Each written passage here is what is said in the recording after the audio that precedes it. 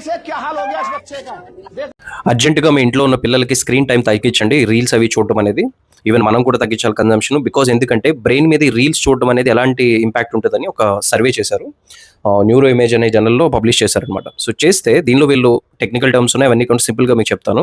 వీళ్ళు చెప్తున్న ఎగ్జాంపుల్ ఏంటంటే మనకు ఒక కంట్రోల్ సిస్టమ్ ఉంటుంది. ఫర్ ఎగ్జాంపుల్ మనం ఒక 3 అవర్స్ మూవీ చూస్తున్నాం. జనరల్గా మనం కాసేపు మూవీ చూడగానే ఏమనిపిస్తుంది అంటే ఓకే ఇది అంత బోరింగ్ ఉంది, ఏం బాగాలేదని మూవీ ఆపేస్తాం, ఏదో పని చేసుకుంటాం, లేదా వేరేదేమైనా చూస్తాం.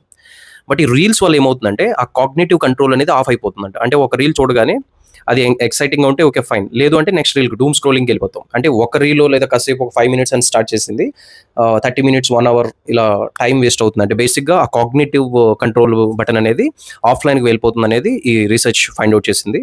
ఇదే కాంటెక్స్లో 29 స్టేట్స్ యూఎస్ నుంచి మెటా మన ఫేస్బుక్ ఇన్స్టాగ్రామ్ ఏదైతే ఉందో వీళ్ళని లీగల్గా సూ చేశారు.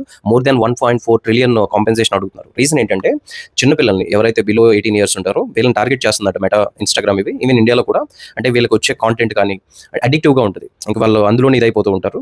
అండ్ డూమ్ స్క్రోలింగ్, ఈ బటన్స్ అన్ని తీసేయాలంటే ఆటోమేటిక్ స్క్రోలింగ్ కానీ లేదంటే ఏజ్ రిస్ట్రిక్షన్స్ స్ట్రాంగ్గా పెట్టాలి, ఇవన్నీ చెప్పి 29 స్టేట్స్ ఫైట్ చేస్తుందంటే you can understand. So please మీరు స్క్రీన్ టైం తగ్గించండి, మీ పిల్లలకు కూడా తగ్గించడానికి ట్రై చేయండి.